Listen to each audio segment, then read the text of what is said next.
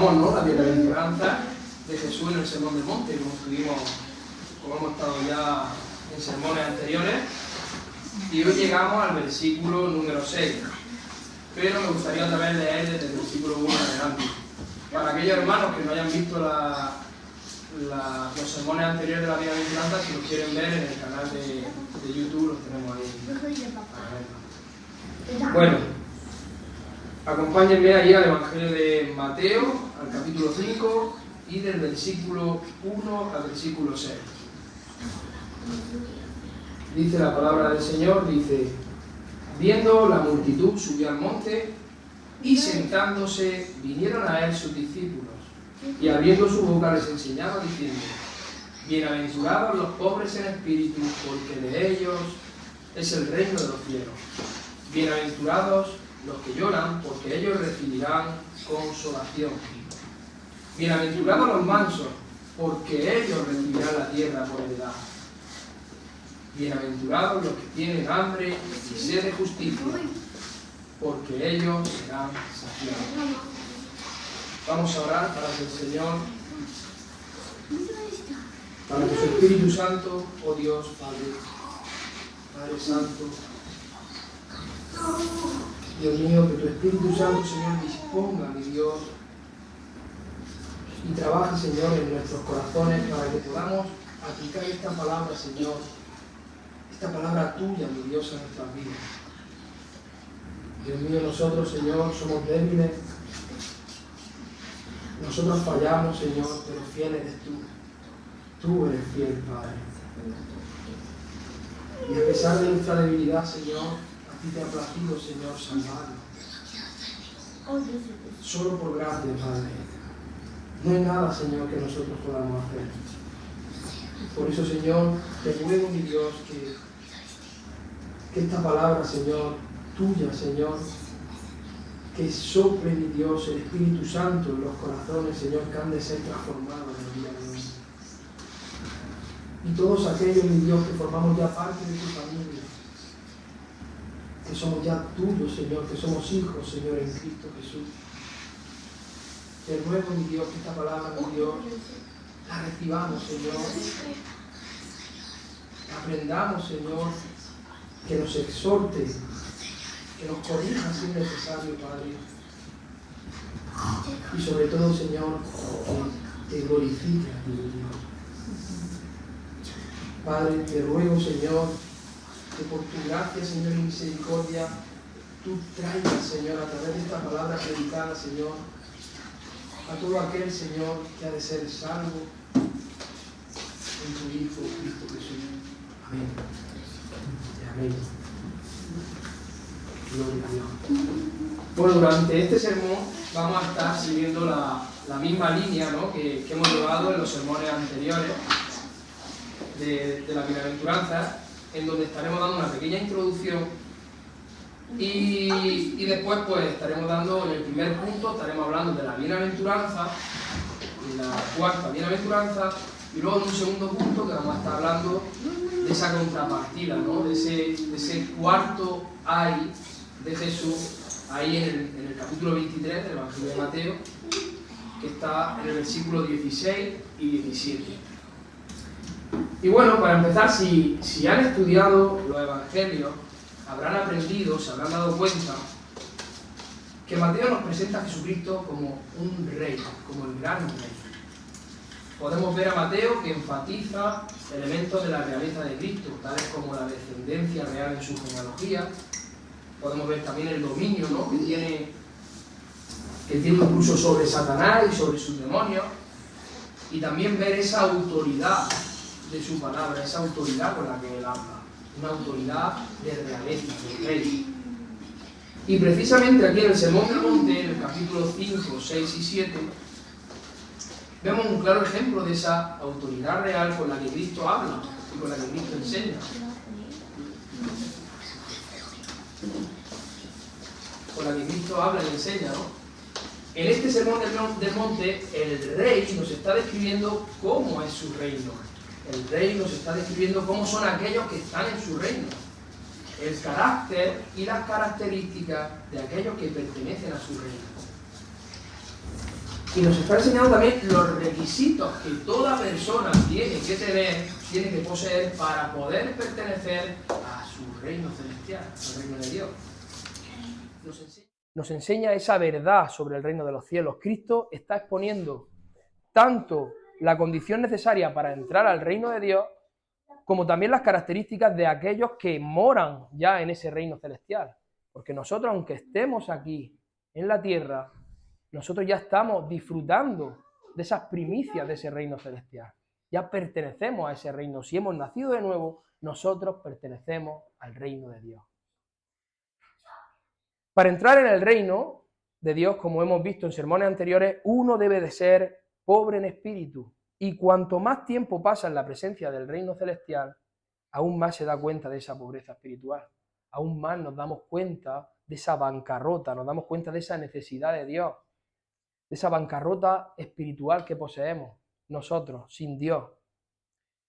Y nos damos cuenta, ¿no? Y reconocemos que no tenemos absolutamente nada, que no hay mérito en nosotros, no tenemos nada bueno, nada de valor que ofrecer al Señor para nuestra salvación. Nos damos cuenta y reconocemos esa pobreza espiritual y vemos la única esperanza en la pura gracia de Dios. La única esperanza la vemos en Dios, porque si no, no tenemos escapatoria. Miremos para donde miremos, o ponemos los ojos arriba, o ponemos los ojos en la cruz del Calvario, o no tenemos salida. Y nos damos cuenta de eso, en nuestra pobreza.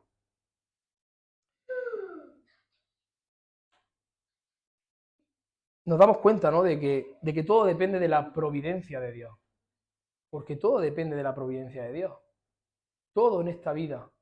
Incluso los malos, los injustos, dependen de la providencia divina. Dios está en una soberanía absoluta sobre el mundo, sobre todo el universo. Y dice que son bienaventurados, que somos bienaventurados los pobres de espíritu. Somos verdaderamente felices los pobres de espíritu. Para entrar en el reino de Dios, la persona debe llorar por su pecado. Y esa es la segunda bienaventuranza que compartíamos. Y conforme continúa viviendo en ese reino de Dios, conforme continuamos viviendo como hijos de Dios, continuamos llorando por nuestro pecado. Eso no cesa, no termina. Seguimos pecando y seguimos llorando porque no queremos pecar. No queremos pecar. Aunque nosotros pequemos, nuestro anhelo es conformarnos al carácter de Cristo, pero somos débiles aún. Todavía no hemos sido transformados. Todavía es una santidad progresiva y poco a poco vamos santificándonos hasta ese día en que Cristo venga y seremos transformados de verdad. Seremos perfectos, seremos conformes a nuestro Señor Jesucristo y entonces disfrutaremos de esa plena transformación. Y así seguimos llorando, pero dice que somos bienaventurados, que somos verdaderamente felices, felices hasta un grado superlativo, como decíamos, los que lloramos. El verdadero creyente llora porque tiene un sentimiento espiritual de lejanía con Dios. Nos sentimos alejados de Dios. Cuando nosotros llegamos al Evangelio y empezamos a leer la palabra y empezamos a conocer al Señor, nos damos cuenta de nuestra lejanía con Dios. Y por eso lloramos, porque estamos lejos de Él. Porque nos damos cuenta del abismo que hay entre Él y nosotros. Y que de ninguna manera, por nuestros propios medios, podemos acercarnos a Él. Es imposible y por eso el verdadero cristiano, el verdadero creyente, llora. Llora porque siente esa lejanía. El cristiano ve su pecado confrontado con la santidad de un Dios que es 3 veces santo. Y nos vemos confrontados. Y eso nos lleva a un llanto continuo, un llanto que no cesa.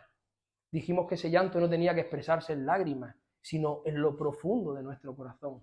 Un llanto que anhela por todos los medios tener esa presencia que necesitamos de nuestro Señor, tener esa comunión con nuestro Dios. Y nuestro lloro decíamos que no era solamente por nuestro pecado, sino que lloramos por el pecado del mundo, lloramos por el pecado de los demás. Nos quebrantamos, nos duele ver el pecado de los demás, nos duele ver el pecado de nuestros seres queridos, nos duele ver el pecado de nuestros hijos. Nos duele ver el pecado de nuestra familia, de nuestros mismos vecinos, de nuestros compañeros de trabajo. Nos duele esa maldad generalizada que vemos, esa corrupta y depravada maldad que inunda el mundo entero. Y por eso lloramos. Lloramos por el rechazo a Dios.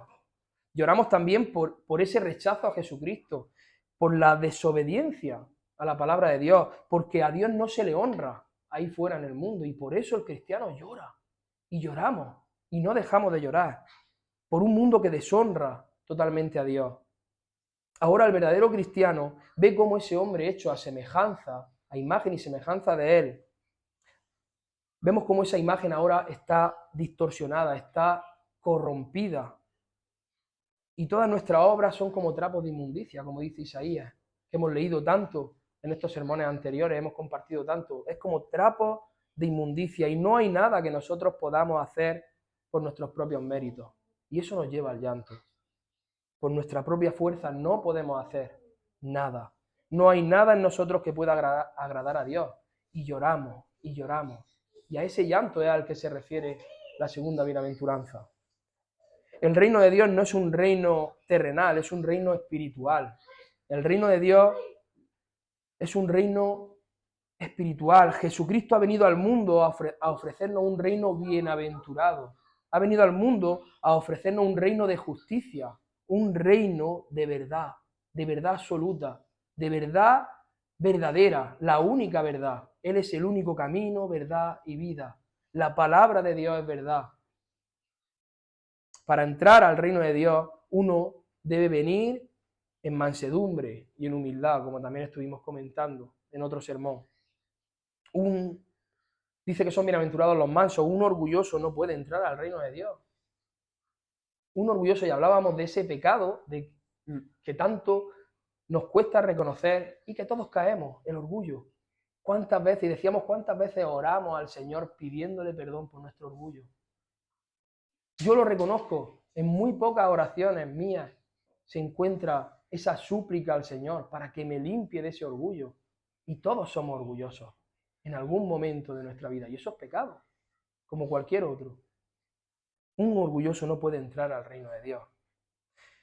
Y una vez que pertenecemos al reino y conforme vivimos en ese reino, el Espíritu Santo de Dios nos va haciendo más y más humildes, nos va haciendo más y más mansos, vivimos más en mansedumbre. Nuestro carácter es conformado cada vez más al carácter de Jesucristo. Cada vez nos parecemos más a nuestro Señor Jesucristo. No nos quedamos estancados. Podemos avanzar un poquito, luego retroceder, tener un tiempo malo, pero el cristiano siempre va avanzando porque Dios va perfeccionando su obra hasta el día de la venida de Cristo. No podemos estancarnos. Podrás parar por un tiempo, pero el cristiano sigue avanzando.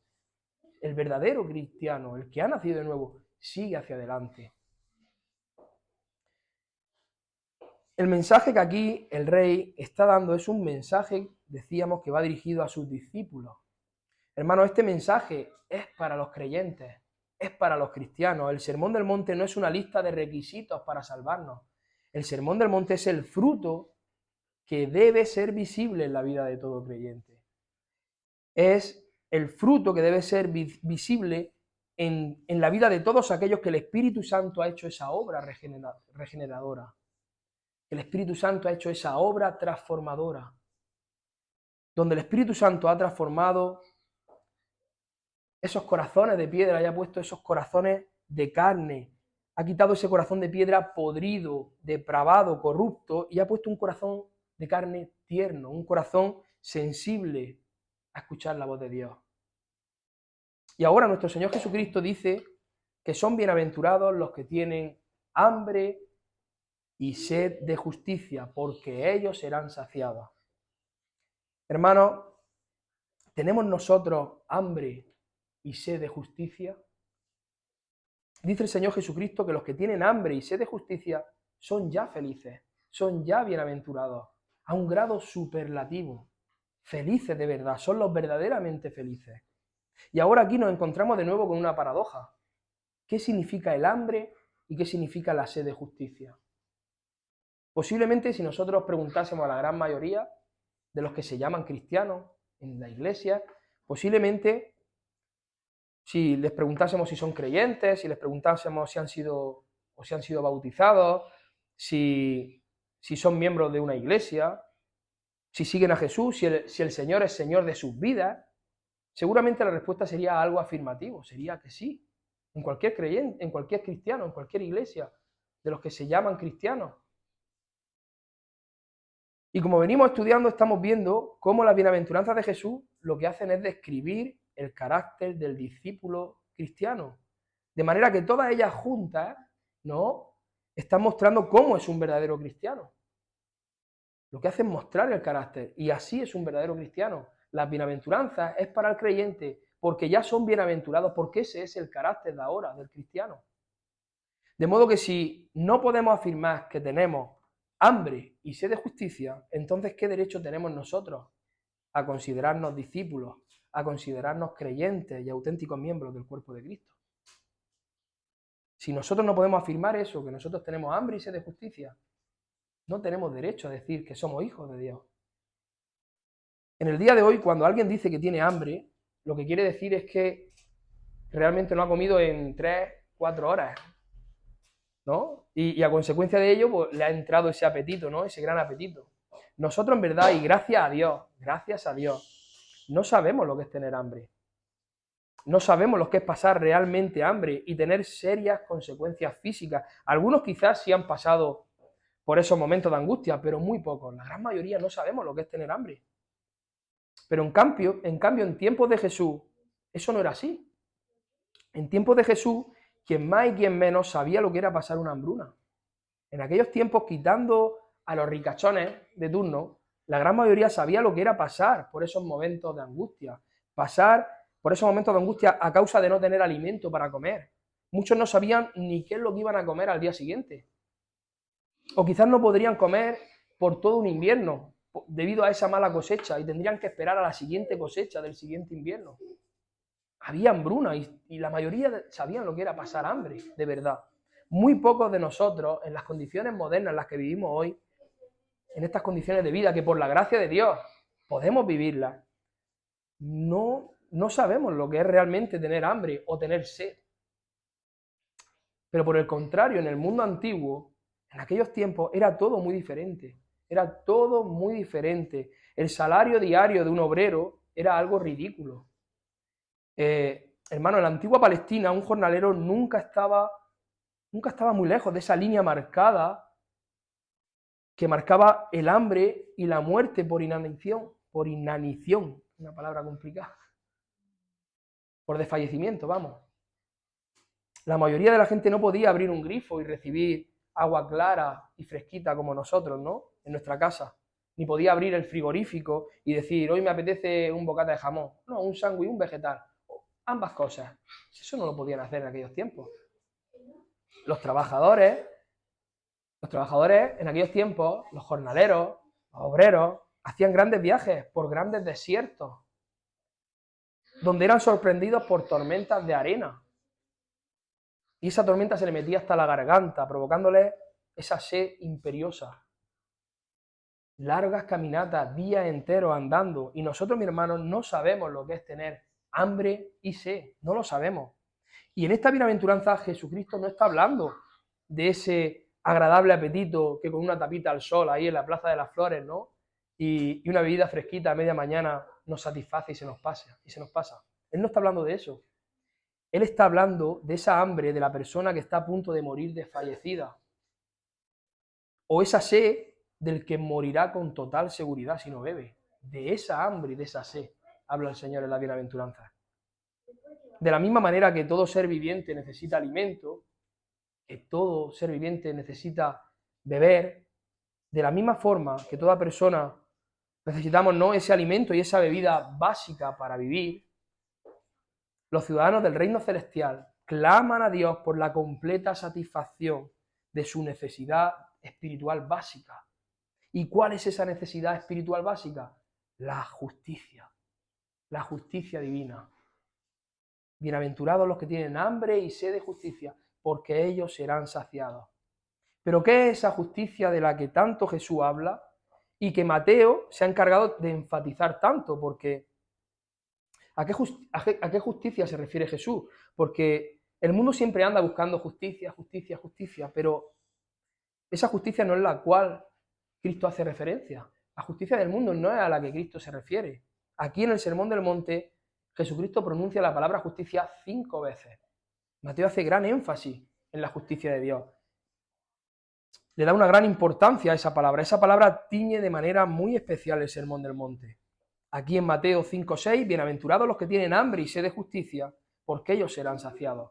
Más adelante, en el versículo 10, leemos, bienaventurados los que padecen persecución por causa de la justicia, porque de ellos es el reino de los cielos.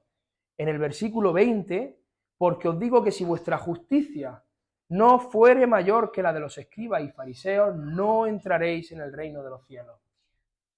Y Jesús también dice en Mateo 6:1, capítulo 6, verso 1, guardaos de hacer vuestra justicia delante de los hombres para ser vistos de ellos. De otra manera no tendréis recompensa de vuestro Padre que está en los cielos. Amén. Y en el último, ahí en el versículo 33 de ese mismo capítulo 6 dice, mas buscad primeramente el reino de Dios y su justicia, y todas estas cosas os serán añadidas. No creo que Jesús se esté refiriendo a justicias diferentes. Yo creo que Él está hablando de una sola justicia. Bienaventurados los que tienen hambre y sed de justicia. Son felices, son bienaventuradas aquellas personas que quieren hacer la voluntad de Dios. Son felices aquellas personas que la quieren hacer y no de manera externa como muchos religiosos hacen, porque hay mucha religiosidad, hay mucho legalismo. Son aquellos que lo hacen de verdad, que quieren hacer la voluntad de Dios de verdad, de corazón. Personas que quieren cumplir los mandatos justos de Dios, que quieren vivir conforme a la justicia divina. Esas personas que miran la palabra de Dios, miran las enseñanzas de Jesucristo y ellos anhelan de verdad vivir conforme a esas enseñanzas. Después dice que aquellos que padecen persecución por causa de la justicia son bienaventurados. Es decir, hay una persecución, hermanos. Hay una persecución. Hay personas que son perseguidas a causa de la justicia. Hay personas en países que se están reuniendo a escondidas, en cuevas, en lugares secretos, y están dando su vida por juntarse con los hermanos y cantar una alabanza y leer la palabra de Dios y compartir. Hay una persecución. Primera de Juan, capítulo 3, versículo 13, dice, hermanos míos, no os extrañéis si el mundo os aborrece.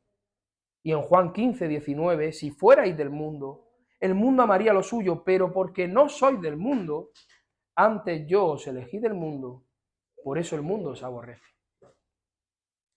Los impíos, los incrédulos, no toleran a todos aquellos que ante los ojos de Dios son contados por justos.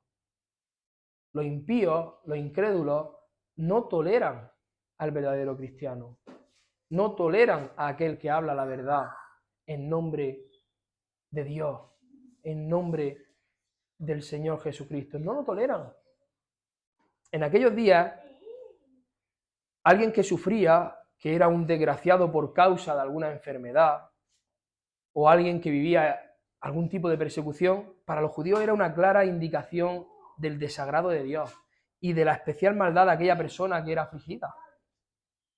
Para los judíos, el que alguien tuviera una enfermedad era porque esa persona no agradaba a Dios y le había mandado esa enfermedad.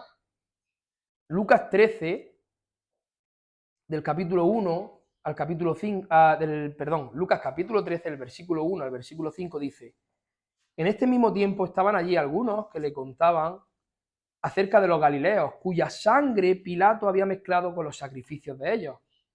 Respondiendo Jesús les dijo, ¿pensáis que estos galileos, porque padecieron tantas cosas, eran más pecadores que todos los galileos? Os digo, no antes, si no os arrepentís, todos pereceréis igualmente. La Biblia no dice exactamente cuándo ocurrió este hecho horrible, ni tampoco por qué el gobernador Poncio Pilato había dado orden de darle muerte a estas personas. Se ha intentado dar toda clase de explicaciones a este suceso, pero absolutamente todas son teorías, solamente teorías. Sin embargo, lo que sí se daba a entender de manera clara es que la gente estaba ahí rodeando a Jesús, la gente que estaba ahí rodeando a Jesús no interpretaba ese horrible suceso como muestra de la crueldad de Pilato, sino más bien como una evidencia del desagrado divino con los galileos asesinados. Sus razonamientos eran que esas víctimas de la ira de Pilato ciertamente debían de haber sido muy perversas, que esas víctimas habían sido muy malas a los ojos de Dios, que esas víctimas habían sido malas porque de otro modo Dios no les hubiera permitido morir de esa manera. Ese era el razonamiento de los judíos en aquellos tiempos. En aquella época el concepto del desastre personal como resultado del pecado personal estaba muy arraigado en esa conciencia judía. Pero Jesús les dice, ¿pensáis que estos galileos, porque les ocurrió eso, eran más pecadores? De ninguna manera, si no os arrepentís, todos pereceréis, dice Jesús. Nuestro Señor Jesucristo estaba haciendo gran énfasis en que si no tenemos una conversión de manera genuina, nadie se puede salvar. Ninguno podemos salvarnos. Todos perecen, todos perecemos, absolutamente todos. Y continúa en el versículo 4 diciendo, aquellos 18 sobre los cuales cayó la torre en Siloé y los mató, ¿pensáis que eran más culpables que todos los hombres que habitan en Jerusalén? Os digo, no. Antes, si no os arrepentís, todos pereceréis igualmente. Evidentemente vemos aquí, hermanos, que había habido un desastre en esa torre de Siloé. Esa torre se habría derrumbado y habría aplastado a estas 18 personas, matándolas. Pero sin embargo, Jesucristo está señalando que esas 18 personas no son más culpables que los demás. No estaban más endeudadas con Dios que el resto de los habitantes de Jerusalén, como los judíos pensaban por ese desastre, que eran malvados a los ojos de Dios. Jesús les dice, si no os arrepentís, todos pereceréis igualmente, porque todos somos malvados, hermanos. Todos somos malvados si Cristo no está en nuestra vida. ¿Te has arrepentido, mi hermano? Mi amigo, ¿te has arrepentido realmente? ¿Pones toda tu confianza en Dios? ¿Sirves solamente a Dios?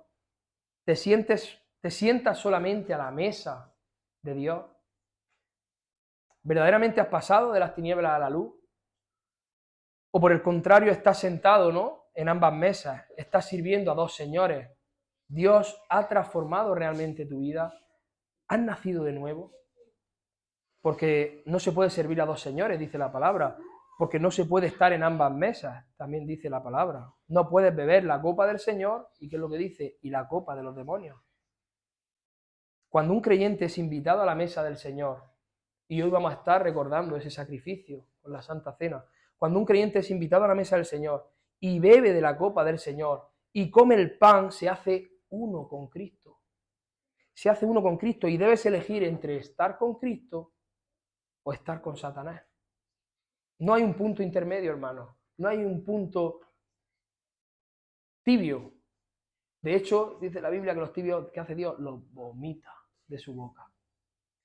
Y por eso es que el Señor Jesucristo dice en la bienaventuranza previa a la que hoy hemos expuesto, ¿no?, a la que estamos exponiendo hoy, en las bienaventuranzas anteriores, que somos bienaventurados aquellos que somos pobres de espíritu, aquellos que reconocemos nuestro vacío espiritual, que reconocemos ese vacío, que lloramos por el pecado y miramos a Cristo como la única salida, porque vemos que no hay valor en nosotros, no hay nada que en nosotros pueda valer delante de los ojos de Dios, no hay nada que podamos hacer para agradar al Señor. Y entonces, ¿qué hacemos? Correr hacia Cristo, a pedir socorro a Cristo. Él es nuestra única esperanza, hermanos. Conocemos la verdad y corremos a Cristo en busca de ese socorro, sabiendo que solamente en Él encontramos justicia. Solo en Cristo encontramos justicia delante del Padre Celestial. Solamente en Cristo. De la misma manera que el alimento y el agua son necesidades básicas para la vida física, así también es la justicia, mi hermano. Igual, el creyente necesita justicia. El cristiano, el verdadero cristiano necesita justicia divina. Nuestra vida física depende del alimento y del agua y nuestra vida espiritual depende de la justicia. Si nos paramos a pensar en esa analogía que Cristo utiliza con el hambre y la sed, podremos darnos cuenta de la magnitud de las palabras de Jesús aquí. El mundo ha sido maldecido con el hambre desde tiempos muy, muy antiguos. Podemos recordar esa hambruna, ¿no?, en Génesis, en los tiempos de José, esa gran hambruna que hubo. Solamente debemos poner nuestra mirada atrás en la historia y mirar también a la época actual y vamos a ver cómo el hambre, a pesar de lo que la televisión nos cuenta, pero el hambre es el mayor riesgo para la salud mundial. El hambre, aunque a la mayoría no le importe. El hambre acaba con la vida de muchas personas en todo el mundo y aproximadamente, buscaba yo estadísticas acerca de esto, aproximadamente, y las estadísticas son del año 2022, que yo me imagino que ahora será más alta, ¿no? Pero muere cada 4 segundos un ser humano de hambre. Cada 4 segundos muere una persona de hambre. Pero incluso nada de eso se puede comparar con el horror del hambre espiritual. Nada, la mayor desgracia del planeta no se puede comparar con el horror del hambre espiritual. La humanidad enfrenta un problema aún mucho más grande que ese hambre física, y es ese hambre espiritual, mi hermano, el hambre espiritual. Jesús nos está diciendo que lo que realmente necesita el hombre es la justicia, hambre y sed de justicia. En el verso 20 de Mateo 5 dice: porque os digo que si vuestra justicia no fuere mayor que la de los escribas y fariseos, no entraréis en el reino de los cielos. Los escribas y fariseos vivían una justicia que consistía en un cumplimiento exterior, apariencia. Creían, o más bien pretendían, a través de sus esfuerzos físicos, de su obra, de sus esfuerzos hipócritas, entrar en el reino de los cielos. Y hoy en día eso está pasando mucho en muchas iglesias, en muchas denominaciones, en muchas. Pero sin embargo, a pesar de que aparentaban ser justos, sabemos que el Señor Jesús los llama ¿cómo? Los llama sepulcros blanqueados.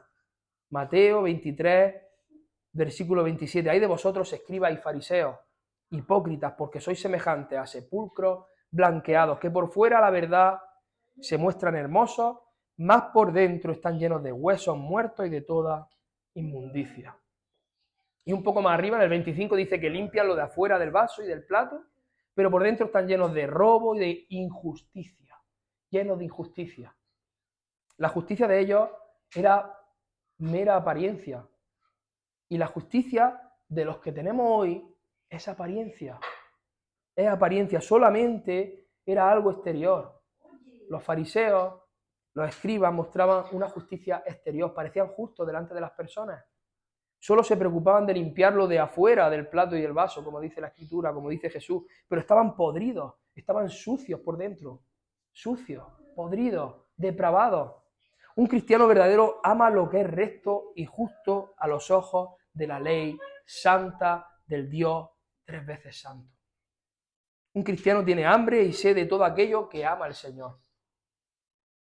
Hambre y sed de que la voluntad de nuestro Padre Celestial sea honrada en cada área de nuestra vida, desde adentro, en el corazón, hacia afuera al resto de personas, en cada área de nuestra vida, en nuestro matrimonio, con nuestros hijos, en el supermercado, con nuestros compañeros de trabajo, en cada área de nuestra vida, en todo lugar. Desea tener una relación recta delante de Dios, vivir una vida de obediencia a Dios, cumplir con esos 2 grandes mandamientos que el mismo Jesucristo, Hijo de Dios, Dios mismo encarnado, nos dio. Amar a Dios sobre todas las cosas y amar al prójimo como a nosotros mismos. Esa imagen y semejanza que antes teníamos distorsionada, que antes teníamos dañada, ahora en ese nuevo nacimiento es restaurada. Y hemos sido hechos otra vez a imagen y semejanza de Dios. De manera que ahora buscamos la justicia de Dios. Ahora tenemos hambre, ahora tenemos sed de justicia, tenemos hambre y sed de Dios. Ahora nuestro deseo supremo es ser como Cristo.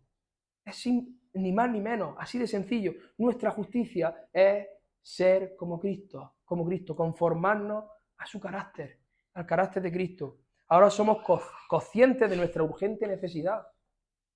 Cuando conocemos al Señor, cuando el Espíritu Santo hace la obra redentora, somos conscientes. No es un deseo o un sentimiento que sea pasajero, que sea temporal. es algo que continúa y continúa creciendo dentro del cristiano. Continúa y continúa creciendo, igual que cuando comemos algo, ¿no? Que nos encanta, que nos lleva de cabeza, algún dulce. A mí me gusta más los salados, pero algún dulce, ¿no? Que te lleva de cabeza, ¿no? Y vas a la despensa y coges más y más y más y no te sacias. Así es el hambre y la sed de justicia. Así es el hambre y la sed de justicia. No te quedas quieto, no te quedas estancado. Deseas la justicia de Dios en tu vida y también la deseas en el resto del mundo. La deseas para las demás personas. Para cada persona, esa hambre y esa sed continúan creciendo en la vida de un cristiano. Y la deseamos para los demás. Y ahí mostramos ese amor hacia el prójimo.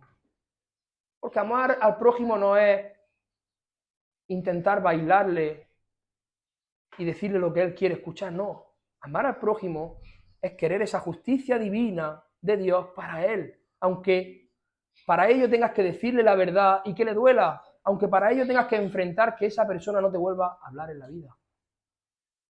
Pero esa es la justicia de Dios. Con el amor de Cristo, pero decir la verdad, hablar la verdad. En Mateo 6:1 leíamos: guardaos de hacer vuestra justicia delante de los hombres para ser vistos de ellos. De otra manera no tendréis recompensa de vuestro Padre que está en los cielos. Los fariseos buscaban ese cumplimiento externo para ser admirados por los hombres. Llevaban vidas de apariencia, vidas de mentira, vidas hipócritas. Porque quizás los veían, ¿no?, dando un gran sermón ahí en una sinagoga sobre el matrimonio, y cuando llegaban a sus casas trataban mal a su esposa. O apedreaban a los adúlteros, a las adúlteras, pero ellos codiciaban las mujeres de los prójimos en sus corazones. No les importaba lo que Dios pensara de ellos. Solamente buscaban la gloria del hombre, la reputación, el aplauso de los demás, el aparentar delante de los demás, el parecer justo delante de los demás. Pero cuando entraban en casa, mostraban el verdadero carácter. Y en el día de hoy vemos eso mucho en la iglesia también. Dentro de la iglesia del Señor, de esa iglesia visible del Señor, vemos muchas personas que lo único que les importa es lo que los demás piensen de ellos. Les importa solamente que piensen bien de ellos. Les da igual lo que Dios piense. Pero Jesús dice que no tendrán recompensa del Padre que está en los cielos. Si lo que tu corazón anhela es solamente la aprobación de los hombres, no tendrás recompensa de Dios, dice la palabra. Dice Jesucristo: cuando tú vives de forma correcta ante Dios, entonces también lo haces ante los hombres. Y eso no es malo, eso es bueno. Lo importante es lo de adentro de nosotros, lo de adentro, el corazón transformado, el cual da ese fruto hacia afuera, ese fruto del Espíritu Santo. Los hombres nunca sabrán si tu vida es real o si tu vida es una hipocresía. No lo sabrán, pero Dios sí conoce tu corazón. Él sabe todo de nosotros, absolutamente todo. Podemos engañar a los hombres con buenas conductas, podemos engañar a los hombres con aparentes vidas piadosas, vidas santas, pero en realidad lo que nos debe de importar es lo que Dios piense de nosotros. En Proverbios 15:3 leemos: los ojos de Jehová están en todo lugar, mirando a los malos y a los buenos. Al verdadero creyente no le importa lo que los demás puedan pensar de él. Al verdadero creyente lo que busca, sobre todas las cosas, es que su justicia sea contemplada por Dios. Le importa, busca el ser aprobado por Dios. Le importa lo que Dios piense de él. Busca el vivir una vida piadosa, una vida de amor al prójimo, una vida de entrega, una vida santa. Buscamos santificarnos cada día más, una vida de obediencia a Dios. Eso no significa que no vayamos a pecar, que no vayamos a caer, que no vayamos a equivocarnos, que no vayamos a meter la pata hasta el fondo. Pero tenemos a nuestro Padre, que nos perdona, que nos limpia de todo pecado, porque estamos en comunión con Él. Y Él nos va cambiando poquito a poco, va transformando nuestras vidas. Un verdadero creyente no necesita testigos, no busca que los demás lo vean solo por aparentar, porque a Él le importa lo que su Padre del cielo piense de Él. Es la misma persona en público que cuando está solo, la misma persona. Y es la misma persona cuando nadie lo ve a cuando está en público, porque es un hombre que tiene temor de Dios, porque es un hombre que es reverente, o sea, que tiene reverencia hacia su Padre celestial, lo respeta por encima de todo y sabe que su Padre quiere santidad, sin la cual nadie lo verá. Y por eso el verdadero creyente es lo mismo dentro de las 4 paredes de aquí del templo que fuera. No cambia. Es lo mismo dentro de las 4 paredes que en su casa, cuando está mirando internet, cuando está buscando en Google, cuando está viendo contenido. Lo mismo. Lo mismo. Somos transparentes, hermanos. Somos transparentes. Buscad primeramente el reino de Dios y su justicia, dice Mateo 6:33. Después de lo expuesto anteriormente, creo que una buena forma de definir la justicia de Dios en la vida del creyente es como escuchaba a un pastor decir, ¿no? El deseo del corazón del creyente de vivir una vida de obediencia y piadosa para complacer a Dios y no a los hombres. Eso es la justicia de Dios. Vivir para la gloria de Dios. Vivir para agradar al Señor. Complacer, buscar complacer al Señor. Tal y como Martin Lloyd-Jones dice en su libro, El Sermón del Monte, no se me ocurre una mejor definición que esta. Tener hambre y sed de justicia no es sino desear ser positivamente santo. Fin de la cita. Ser positivamente santo, ese es nuestro anhelo, ese es el anhelo de todo cristiano. El que tiene hambre y sed de justicia es el que desea vivir la bienaventuranza en su vida diaria. La bienaventuranza forma parte del carácter del cristiano. Es el que desea mostrar los frutos del Espíritu en todas sus acciones, en toda su vida y en todas sus actividades. Significa que el deseo supremo que uno tiene en la vida es conocer al Padre y vivir en intimidad con Él, andar con Dios el Padre, andar con Dios el Hijo y andar con Dios el Espíritu Santo. La justicia de la que Jesús habla es, a fin de cuentas, nada más que un anhelo y deseo continuo de ser como el Señor Jesucristo. Como decíamos antes, algo tan sencillo, tan simple como definir la justicia de Dios, conformarnos al carácter de Cristo. Ahora, ¿cómo está tu hambre y tu sed de justicia? ¿Está realmente tu corazón centrado en complacer a Dios, en obediencia a su palabra y no a los hombres? ¿Cómo está el deseo de tu corazón de complacer a Dios? Porque también te puede dar igual los hombres, pero tampoco desear complacer a Dios. Si de verdad hemos nacido de nuevo, hermanos, si somos de Cristo, ya tenemos esa hambre y esa sed de justicia y somos bienaventurados, dice el Señor, felices. Y eso es algo que no proviene de nosotros. ¿Puede un no creyente tener hambre y sed de justicia? No, no puede. Alguien que no ha nacido de nuevo no puede tener esa hambre y esa sed. Es imposible. Y por eso vemos tantas personas en la iglesia que llevan vidas de mentira, vidas hipócritas, vidas de apariencia. En el momento que se apartan de los ojos de los hermanos, de los ojos de los hermanos de la iglesia, del pastor, de sus pastores, entonces buscan el entretenimiento en otros lugares y en otras actividades que no tienen nada que ver con agradar al Señor. Con esto no estoy hablando de que esté mal divertirse, a mí me gusta divertirme. De hecho, cuando termine aquí en el culto me voy a ver si llego a la segunda parte de España. Eso no es malo.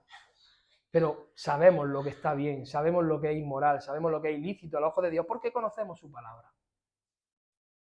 Pero no somos tampoco legalistas. Disfrutamos la vida que el Señor nos ha dado, disfrutamos de los placeres de la vida, porque Dios es soberano y Dios ha puesto muchas cosas bonitas en esta vida para que las disfrutemos. Para un no creyente es imposible. Y eso es lo que sucede, eso sucede porque no les nace el vivir así, directamente no les nace, porque no han nacido de nuevo. Sencillamente no se acuerdan del Señor. Vienen al culto pues porque hay que venir, vienen a la oración porque hay que venir, vienen a las cosas de Dios porque hay... Pero pretenden llevar esa vida de apariencia, hermano, una vida de apariencia, y luego pretenden ser justificados delante de Dios por sus acciones. Ellos creen que van a ser justificados delante de Dios por sus acciones, por venir a la iglesia, por hacer obras que no te justifican delante de Dios. Y pretenden que Dios les diga luego, buen siervo fiel, entra en el reposo de tu Señor. Cumplen con los actos religiosos para que los hombres vean que son personas decentes y cristianas, pero en sus casas tienen las Biblias llenas de polvo. Tienen las Biblias estancadas en la estantería. Tienen tiempo para todo. Tienen tiempo para una buena sesión de series de Netflix, que a mí me gustan. Pero tienen tiempo para eso. Tienen tiempo para un buen partido de fútbol, que también me gusta. Tienen tiempo para verse una trilogía, para pasar 3 horas dándole al móvil y viendo TikTok. Mi hija le encanta eso también. Tienen tiempo para todo eso. Pero llegan a un culto que se predica 1 hora de sermón y eso ya les parece mucho. Y se inquietan y andan mirando el reloj y andan pidiendo la hora. Y dicen que es que los sermones, a mí me lo han dicho, es que los sermones tienen que ser, de donde yo provengo, es que tienen que ser de 20, 25 minutos, porque si son más, la gente se aburre y pierde la concentración. O como dice, ¿no? El Papa de Roma, hace poco leí que 8 minutos de homilía, decía el Papa de la Iglesia Católica, Apostólica y Romana. Cuánta estupidez, hermano, porque eso es una estupidez. Cuánta necedad, cuánto rechazo al Evangelio dentro de la casa de Dios. Porque eso es rechazar el Evangelio. Es rechazar el Evangelio. Una persona no creyente no tiene ese deseo. No está ese anhelo en su corazón, ese hambre, esa sed en su corazón, no está. Y esto igual a muchos les viene bien para darse cuenta de que no han nacido de nuevo en realidad. Porque puedes no estar haciendo nada inmoral, puedes no estar haciendo nada aparentemente que sea ilícito, pero a lo mejor no tienes amor por Dios. Y eso es un problema muy grande, un problema muy, muy grande, porque es el principal mandamiento. Y amarás al Señor tu Dios con todo tu corazón y con toda tu alma y con toda tu mente y con todas tus fuerzas. Es el principal mandamiento que nuestro Señor nos ha dado. Entonces podemos estar llevando una vida de no pecar o intentar no pecar, pero simplemente no amando a Dios sobre todas las cosas, ya estamos pecando. Estamos incumpliendo el principal. Romanos 3, del verso 10 al 12, dice, como está escrito, no hay justo ni aun uno, no hay quien entienda, no hay quien busque a Dios, todos se desviaron, a una se hicieron inútiles, no hay quien haga lo bueno, no hay ni siquiera uno. Está escrito que no hay justo, ni aun uno. Y eso quiere decir que una persona que no ha sido regenerada, una persona que no ha nacido de nuevo, no puede tener esa hambre y esa sed de justicia, porque no hay un solo justo en la tierra, ni aún uno. No hay ni uno solo. Un no creyente no anhela a Dios y no busca a Dios, y el Espíritu Santo no es quien le pone ese anhelo de buscar. No es quien le pone ese anhelo de leer la palabra. Es el mismo Espíritu Santo el que va haciendo la obra, el que te va santificando, el que te va perfeccionando. Podrá aparentar, pero su corazón no anhela el vivir en obediencia a la palabra. Segunda de Corintios 5:21 dice, el que no conoció pecado, por nosotros lo hizo pecado, para que nosotros fuésemos hechos justicia de Dios en él. Aleluya. Gloria a nuestro Dios. El único justo es Cristo. El único justo, Él mismo se hizo pecado, mi hermano. ¿Y por quién? ¿Qué dice la Escritura? Por nosotros. Por nosotros. Él tomó todo nuestro pecado en la cruz del Calvario. Y por primera vez en la eternidad, hermanos, esa armonía perfecta entre el Padre y el Hijo se separó. Por primera vez en la eternidad de Dios, esa armonía se separó. El Padre le dio la espalda a su Hijo amado, porque Él cargaba ¿con qué? Con nuestros pecados. Y el Hijo dijo, Padre, ¿por qué me has desamparado? El Hijo dijo, Padre, ¿por qué me has desamparado? Esa pureza, esa perfección del Hijo, en ese instante, en ese momento, fue ensuciada por nuestros pecados y Dios el Padre derramó toda la copa de su ira sobre Él. Esa copa que nosotros merecíamos, que nosotros, los que hemos sido salvados, merecíamos, la derramó sobre su propio Hijo amado, en aquel en quien Él se complace. Pero en ese momento se separó de Él, porque estaba manchado por nuestro pecado. ¿Y para qué el Señor cargó todos nuestros pecados sobre Él? Pues como dice la palabra, para que nosotros fuésemos hechos justicia de Dios en Él. Justicia de Dios en Él. Esa gloriosa obra que Jesucristo hizo en la cruz nos ha justificado delante del Padre Celestial. Y esa es nuestra esperanza, esa es nuestra confianza. Pero de eso te convence, ¿quién? El Espíritu Santo cuando hace esa obra regeneradora. Y ya no hay duda, ya no hay duda, porque hay muchos que piensan que la salvación se pierde. Cuando el Espíritu Santo te convence, ya no hay duda. No hay duda de esa justificación porque está Cristo intercediendo por cada uno de nosotros. Romanos 5:1, justificados pues por la fe, tenemos paz para con Dios por medio de nuestro Señor Jesucristo. Santiago 2:23, y se cumplió la escritura que dice, Abraham creyó a Dios y le fue contado por justicia, y fue llamado amigo de Dios. El creyente ha sido justificado por la fe por medio de Cristo, y ahora esta paz, ahora está en paz para con Dios, estamos en paz, totalmente en paz. Nuestra deuda ha sido saldada, ha sido imputado sobre nosotros la justicia de Cristo en nosotros. Ya no hay deuda, está saldada, somos salvados y ahora vivimos para la gloria de Dios. Y ahora buscamos santificarnos más. Aunque tengamos nuestros fallos, nuestras caídas, pero fiel es Él que ha prometido perfeccionarnos, que ha prometido regresar a por nosotros y transformarnos y darnos cuerpo glorificado y vivir una eternidad en su presencia. Abraham vio a lo lejos, él creyó, él fue justificado por la fe, él creyó la promesa que había de venir. Él vio a Cristo, él puso su fe en Cristo, en aquel que vendría a salvarlo, y le fue contado por justicia, porque él creyó en esa promesa.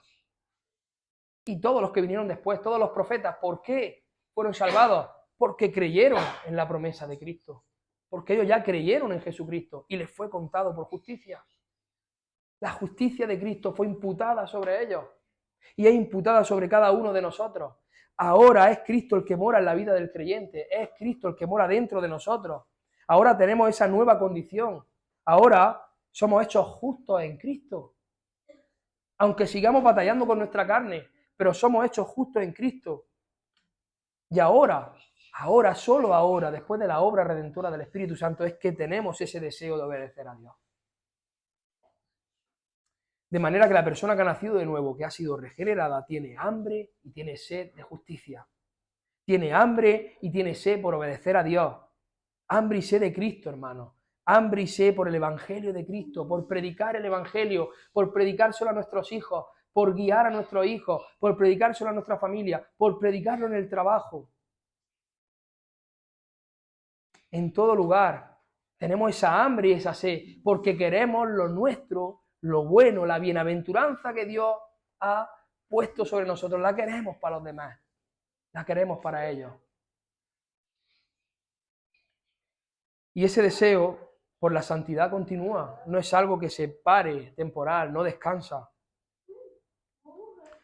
Ese hambre y esa sed son apetitos que regresan continuamente. Filipenses 3:12, no que lo haya alcanzado ya, ni que sea perfecto, sino que prosigo.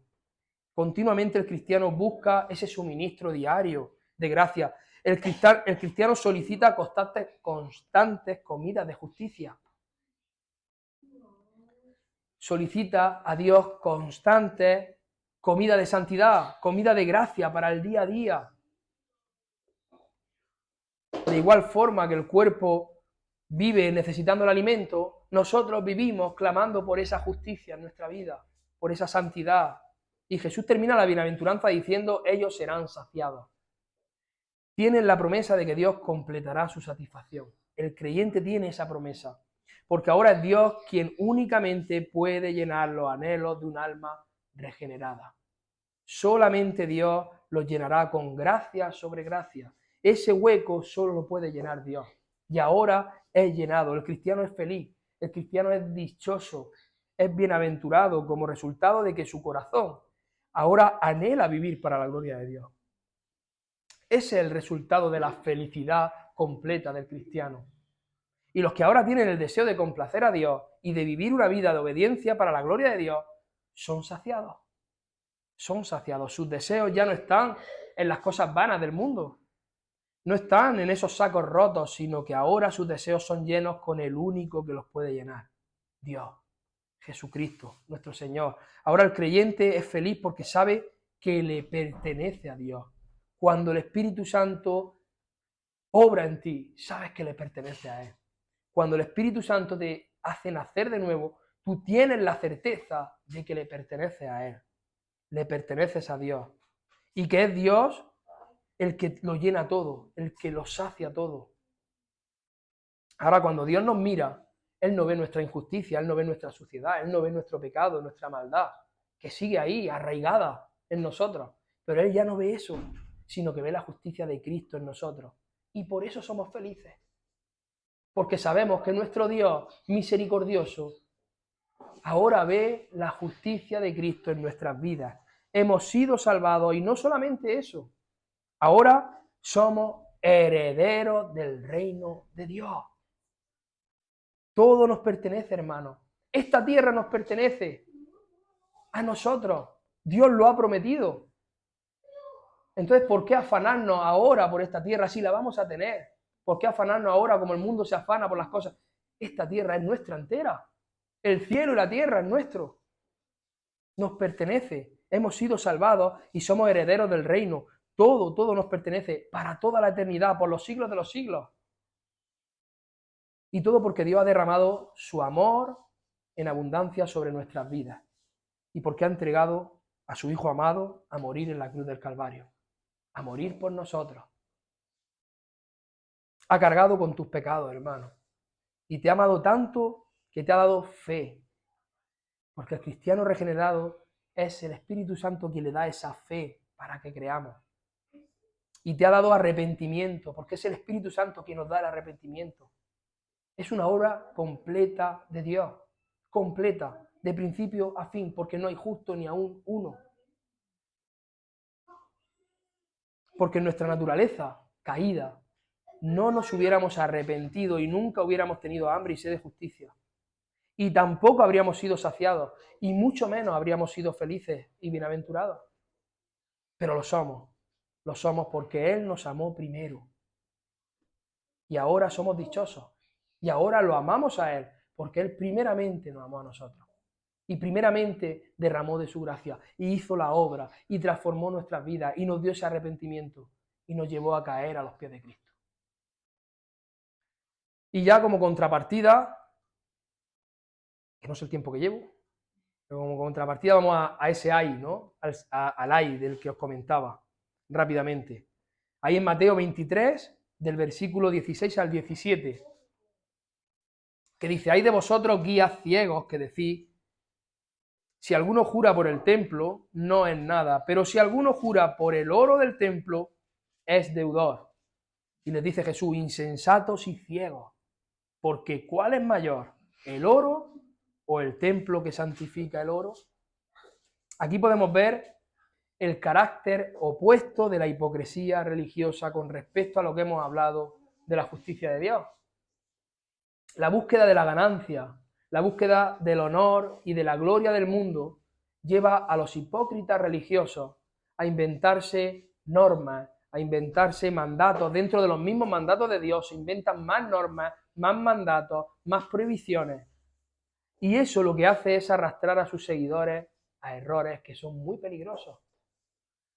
Muy peligrosos. El Señor les viene a decir aquí que eran guías ciegos y que enseñaban que jurar por el templo no tenía consecuencias, pero jurar por el oro del templo lo hacía un hombre deudor. Eran ridículos algunos de estos razonamientos que tenían estos rabínicos, estos judíos, ¿no? Estos falsos maestros. Estos falsos maestros preferían el oro antes que el templo y preferían la ofrenda antes que el altar. De manera que enseñaban a los demás a traer ofrendas, enseñaban a los demás a traer dinero, con los que esperaban, por supuesto, tener ganancias ellos. Eran hipócritas, aparentaban ser justos. Hay muchos que se encuentran hoy en día en la iglesia bajo la dirección de estos guías ciegos. Muchos, muchos, muchos, que hacen su propia justicia, que ponen sus propios mandamientos, sus propias normas, mandamientos de hombres, y son tan ciegos que no ven el peligro de lo que están haciendo, es que no lo ven. Todos los que se llaman cristianos, todos los que se hacen llamar cristianos, saben lo que el Señor dijo en Mateo 22, del 37 al 39. Jesús le dijo: amarás al Señor tu Dios con todo tu corazón y con toda tu alma y con toda tu mente. Este es el primero y grande mandamiento. Y el segundo es semejante: amarás a tu prójimo como a ti mismo. Pero lamentablemente muchos actúan como aquel que le hizo esta misma pregunta al Señor en este asunto y que lo hizo fue para tentarle, si recuerdan. Y algunos actúan de la misma manera. Muchos que se llaman cristianos no aman a Dios porque lo desobedecen. Simplemente. No anhelan obedecer a Dios. No lo anhelan. Primera de Juan 5:3. Este es el amor de Dios, que guarden sus mandamientos. Ese es el amor de Dios. Ni tampoco aman al prójimo, cuando Jesús dijo que debemos amar incluso a nuestros enemigos, y ellos no aman ni siquiera al prójimo, porque los engañan con mentiras para su propio beneficio. Y mientras tanto andan tranquilos cumpliendo mandamientos menores, mandamientos ridículos muchas veces, como si vas a subir al púlpito, por favor, manga corta, no. Ejemplos así tan absurdos, mandamientos, y luego andan engañando a las personas. Este tipo de personas hacen que las cosas sean o no pecado según les convenga a ellos. Es decir, para ellos llevan el pecado a su conveniencia, según sirvan o no a sus propios propósitos. Van buscando sus propósitos, su beneficio. Van poniendo sus propias normas sobre la palabra de Dios. Miran sus intereses y quieren justificar sus modos de proceder antes que buscar la gloria de Dios y el bien para las almas, para el prójimo. Pero el problema está también en que muy a menudo los que son guiados, los mismos que son guiados por esos guías ciegos, quieren tener a ese tipo de personas guiándolos. Ahí está el problema. Isaías 30, y ya queda poquito, Isaías 30 del versículo 9 al 11, dice: ¿por qué este pueblo es rebelde? Hijos mentirosos, hijos que no quisieron oír la ley de Jehová, que dicen a los videntes: no veáis, y a los profetas: no nos profeticéis lo recto, decidnos cosas halagüeñas, profetizad mentiras, dejad el camino, apartaos de la senda, quitad de nuestra presencia al Santo de Israel. Y para todos ellos, tanto guías como para los que no, tanto para los que son guiados y que quieren tener sus propias justicias y no tienen hambre ni tienen sed de justicia de Dios, hay una tremenda sentencia de condena. Porque continúa Isaías diciendo en los versículos siguientes, del 12 al 14, continúa diciendo: por tanto, el Santo de Israel dice así: porque desechasteis esta palabra y confiasteis en violencia y en iniquidad, y en ellos habéis apoyado. Por tanto, os será este pecado como grieta que amenaza ruina, extendiéndose en una pared elevada, cuya caída viene súbita y repentinamente. Y se quebrará como se quiebra un vaso de alfarero, que sin misericordia lo hacen pedazos. Palabra fuerte, que sin misericordia lo hacen pedazos. Tanto que entre los pedazos no se halla tiesto para traer fuego del hogar o para sacar agua del pozo. No hay paz para los malvados. Creo que hay una película que se llama así, ¿no? En otra ocasión, Jesús dijo: dejadlos, son ciegos guiando a otros ciegos, y si el ciego guía a otro ciego, ¿qué es lo que pasa? Que los dos caen juntos al hoyo. Eso lo dijo Cristo también en otra ocasión. Los guías ciegos serán responsables de la condenación de muchas almas, hermanos. Los que están enseñando un falso evangelio serán responsables de la condenación de muchas almas. Pero los que desean ser ciegos y ser guiados por esos maestros no tendrán excusas, no habrá pretexto para ellos tampoco. Porque hay muchos, yo lamentablemente, por ejemplo, una familia que amo mucho en el amor del Señor, en la iglesia de la que yo provengo, Veían que no se estaba hablando la verdad, pero no querían irse de ahí porque sus hijos estaban ahí y estaban siendo usados. O sea, están aceptando lo que saben que es mentira. Muchas de las enseñanzas que saben que no se está predicando el Evangelio y lo están aceptando. ¿Por qué? Porque están sus hijos, porque sus hijos están siendo usados. ¿En qué están siendo usados? ¿En la mesa del demonio? ¿En la mesa de...? ¿Dónde? ¿En qué evangelio se está predicando? ¿Se está predicando el evangelio de Cristo o otro evangelio? Porque si se predica otro evangelio, ya venga un ángel, venga lo que sea anatema. Entonces no tienen excusa, no tienen pretexto. Es como vimos en el anterior en el anterior sermón, si os acordáis. Hijos del infierno que hacen a sus seguidores 2 veces más hijos del infierno. El carácter de un cristiano es pobre en espíritu, los que lloran, los mansos, los que tienen hambre y sed de justicia de Dios. Y en el lado opuesto encontramos esa hipocresía religiosa que tanto abunda, esas falsas enseñanzas, esas falsas conductas, esos deseos de gloria, esos deseos de ganancia, esos deseos de vanagloria, de los aplausos del hombre. Esa búsqueda, ¿no? Esa búsqueda de seguidores para lo malo, esa provocación de llanto en otros. No, tú traer al alfolí, que el Señor te bendecirá doblemente, y luego los ves llorando porque no tienen ni para comer. Eso es aprovecharte del hermano. Eso es aprovecharte del hermano. Eso es hacer lo malo. Hacen diferencia entre mandamientos de Dios y mandamientos de los hombres. Añaden a la Escritura y quitan lo que les da la gana. Cuando en Santiago leemos, ¿no?, precisamente que cualquiera que guarde toda la ley, pero que en un solo punto falle, ¿qué pasa? Que se hace culpable de todo. Solamente existen 2 grupos de personas, hermanos, y voy terminando. Aquellos que viven vidas de apariencia, que solamente quieren complacer a los hombres, que solamente quieren mantener su reputación delante de los hombres, recibir el aplauso de los hombres, que no les nace obedecer a Dios y complacer al Señor en sus vidas, sino que se alimentan de cosas que no sacian y que no provienen de la fuente de agua viva, a los cuales yo les digo ahora que se arrepientan y que crean en el Evangelio y que pongan su fe en el único que justifica, el único que es la fuente de agua viva, el único, porque cuando bebas de ese agua, amigo, si aún no has nacido de nuevo, cuando tú bebas de ese agua, nunca más vas a tener sed. Clama a Dios por esa misericordia, porque dice la palabra que quien clama a Él responde a todo y Él tiene, o sea, clama a Él, desparrámate delante de nuestro Señor glorioso y creador de todo y pide que te salve, porque si tú estás en este grupo de personas, yo por lo menos, yo tendría miedo, yo dudaría de mi salvación y clamaría a Dios por salvación. Y aquellos que han nacido, y el otro grupo, aquellos que han nacido de nuevo, que el Espíritu Santo ha hecho la obra regeneradora y que reconocen en sus corazones transformados por Dios que Jesús es el Señor y que tienen el deseo de vivir para la gloria de Dios en obediencia y se sienten dichosos, se sienten bienaventurados por ello, son felices. Y a este grupo yo les digo que no dejen de alabar y que no dejen de glorificar al Señor, que no dejen de darle la gloria a Él en cada área de sus vidas.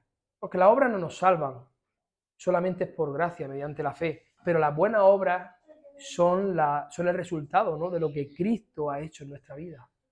La buena obra es el resultado, la evidencia de que hemos sido salvados, es el fruto del Espíritu.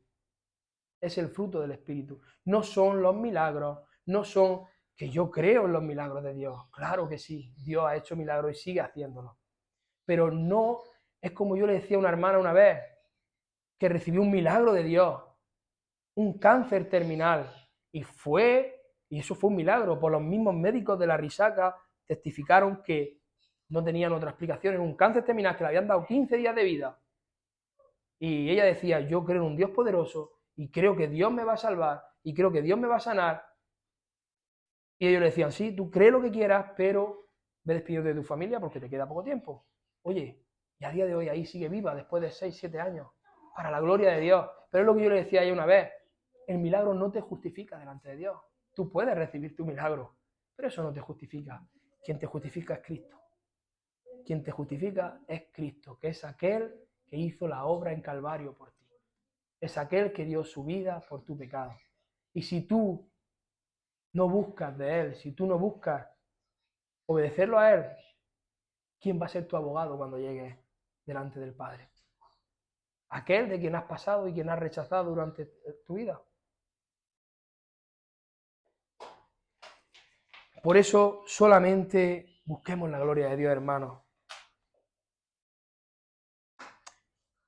Y adelante, no nos quedemos quietos y sigamos cooperando para que el reino de Dios siga avanzando en nuestras vidas. Tenemos a nuestros hijos que predicarle mucho, que enseñarles mucho, porque llegará un día en que nosotros ya no estemos sobre esta tierra, si Cristo no ha venido antes.